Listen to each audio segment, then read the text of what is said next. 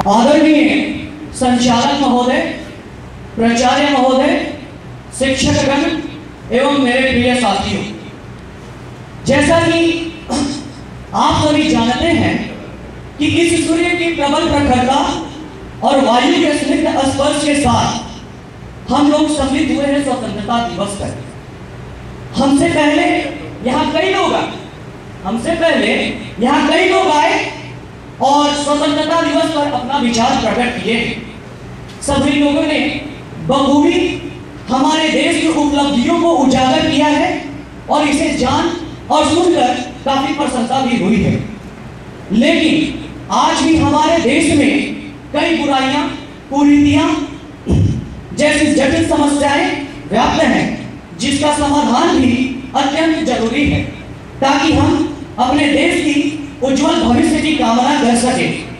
जैसा कि सुनाना सर ने शिक्षा के दिशा में सुधार की बात की है, वहीं अदिति मैम ने नारी उत्थान की बात की है। इन लोगों का कहना बिल्कुल सही है, लेकिन इसके अलावे भी कई ऐसी बातें हैं जिस पर हमें जोर देना होगा, जैसे हमारे सभ्यता संस्कृति का लुप्त होना, नैतिक पतन इत्यादि। और आप ये जान लें कि आज ये बातें यहीं तक सीमित नहीं है। आज जो ये सब बातें हो रही हैं, ये हमारे ऑडिटोरियम तक ही सीमित नहीं है। आज के भारतीय बुद्धिजीवी समाज, विद्वानों की गोष्ठियों, प्रवक्ताओं के प्रांगणों, वकीलों के क्लबों, मनीषी महिलाओं के वाक प्रतियोगिताओं, कटु अनुभवों से छत विछत बख्श कर देने वाले प्रधानाचार्यों के जब प्रश्नों में यह ज्वलंत प्रश्न बना हुआ है कि आखिर किन कारणों से हमारे देश के समाज की कुरीतियां विलुप्त नहीं हो पा रही है। आखिर किन कारणों से हम भारतवासियों का नैतिक पतन होने जा रहा है। आखिर किन कारणों से हम भारतवासी अपने मार्ग से विचलित हो जा रहे हैं। ये सब सोचकर आत्ममस्तिष्क काफी क्रोधित हो जाता है कि आखिर किन कारणों से जो देश अपने आदर्श, अपने उसूल, अपने सभ्यता, अपने संस्कृति के लिए जाती है, आज वही देश अपने दिनों दिन नैतिक पतन की ओर आगे चल रहा है। चाहे किसी भी दिशा की ओर बात कर ले, चाहे वह भारतीय समाज की बात हो या राजनीति, सब और एक ही लगता है। अगर आज हम अपने भारतीय समाज की बात करें तो आज ऐसी स्थिति हो गई है कि एक दोस्त दूसरे दोस्त पर विश्वास करने के योग्य नहीं रहा। अरे दोस्त का तो दोस्त आप बताइए, एक भाई दूसरे भाई पर विश्वास नहीं कर सकता है। आज तो ऐसी स्थिति होगी। और इसी पे किसी ने खूब कहा है कि आज जो इंसानों के अंदर इतना जहर फैल गया है, गौर फरमाइएगा, आज जो इंसानों के अंदर इतना जहर फैल गया है जिसे देखकर सांपों का वंश भी डर गया है। समझ रहे हैं? आज इंसानों के अंदर इतना जहर फैल गया है कि जिसे देखकर सांपों का वंश डर गया है। और आने वाले समय में आप देखेंगे और सुनेंगे कि एक आदमी के काटने से सांप मर गया। ऐसी कुरीतियां और ऐसी मतलब कि क्या कहा जा सकता है। आज के समय में चोरी, हत्या, बलात्कार ये सब तो आम बात हो गया है। कोई नया कहा है? न्यूज़पेपर खोल लो, चाहे वो हिंदू हो, टाइम्स ऑफ इंडिया हो, आज हो, भारत हो, कोई भी न्यूज हो, सबसे इतना दंगा, इतना फसाद, यहाँ बाढ़, यहाँ क्रांति, यहाँ उग्रवादी, यहाँ ऐसा। अरे क्या है, न्यूज़पेपर तो पढ़ने का मन नहीं करता है आज की स्थिति को देखकर। और इसमें कहा भी गया है कि जहां भी जाता हूं वीरान नजर आता है। अरे जहां भी जाता हूं वीरान नजर आता है, खून में डूबा हर मैदान नजर आता है। कैसा है वक्त कि दिन के उजाले में भी, अरे कैसा है वक्त कि दिन के उजाले में भी इंसान को इंसान नजर नहीं आता है। बात समझ रहे हैं? और इसके अलावे अगर भारतीय समाज को अगर एक किनारे कर लिया जाए तो बात कर लिया जाए देश के सबसे कर्णधार यानी कि हमारे रिप्रेजेंटेटिव यानी कि राजनेताओं का। और सबसे पहले तो मैं राजनेताओं के प्रति टिप्पणी करने से सबसे पहले भारतीय समाज और भारतीय लोगों पर टिप्पणी करना चाहता हूं कि वे खुद जाकर संसद में नहीं बैठ जाते, वो हमारे रिप्रेजेंटेटिव होते हैं। हम जिस कल्चर से आए हैं, हम जिस कल्चर के हैं, हमारे मन में क्या चल रहा है, उसी का रिप्रेजेंटेशन जाके एक मिनट का काम राजनेता करता है। समझ रहे बात? तो राजनेताओं के बारे में हम यही कह सकते हैं कि आज के राजनेताओं के बारे में कुछ बोलना ही बेकार है। उनके वादे और एवं दायरे का तो कभी जमीनी तो होता ही नहीं है। मतलब जमीनी कार्रवाई से तो कोई मतलब नहीं। कागजी कार्रवाई के बारे में अगर बात की जाए तो कागजी कार्रवाई करने में उनसे भी पढ़ाई कोई नहीं।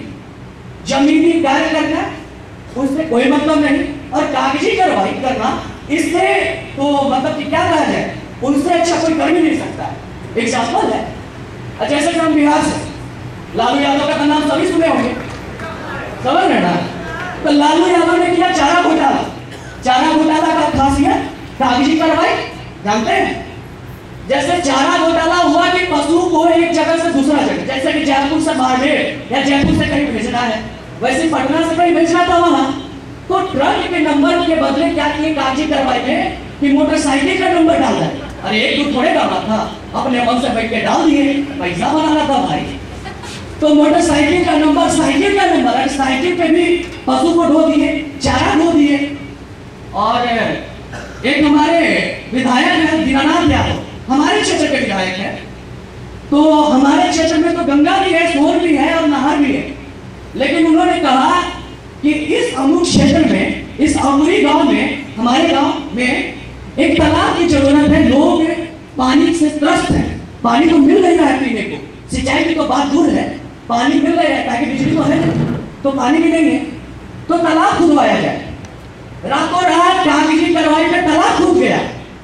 फिर क्या करते हैं, वही विधानसभा में जाके वही विधायक कि ये जो तालाब खुला है ना, इसके कारण महामारी फैल रहा है, डेंगू, मलेरिया, कालाजार, न जाने कितने ऐसे बीमारियों का नाम गिना दिए कि जो डॉक्टर सीपी ठाकुर भी नहीं जानते होंगे, समझ गए।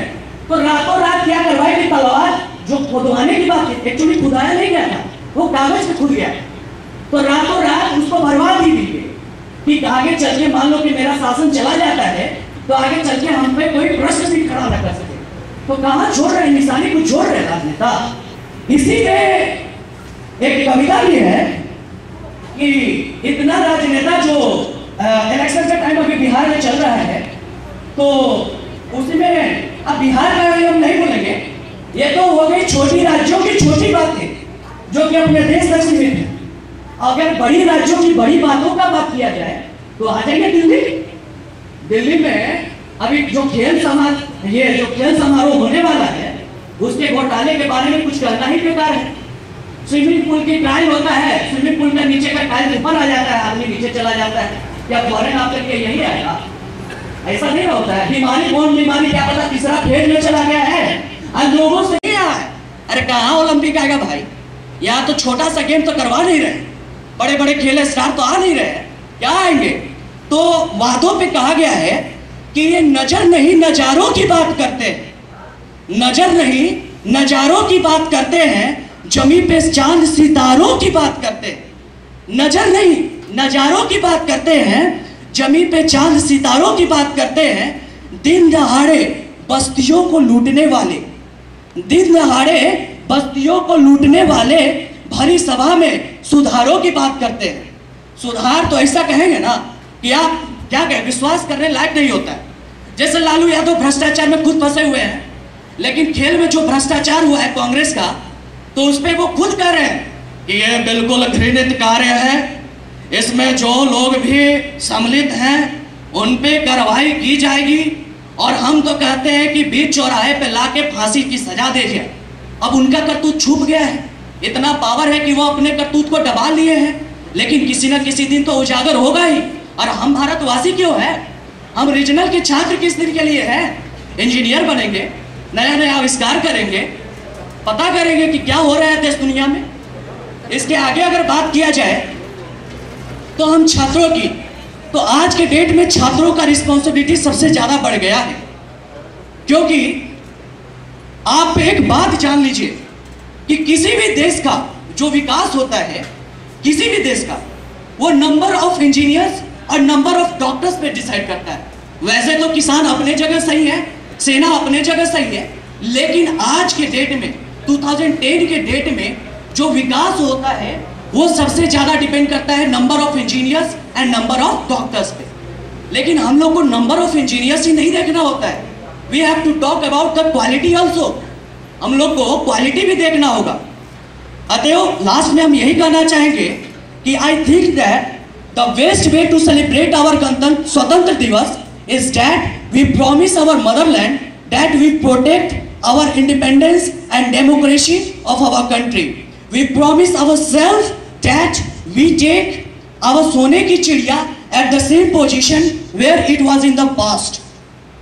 We remember our hard fought of independence and salute our martyrs and finally cherished enemy of India that आज हिमालय की बुलंदियों ने आज हिमालय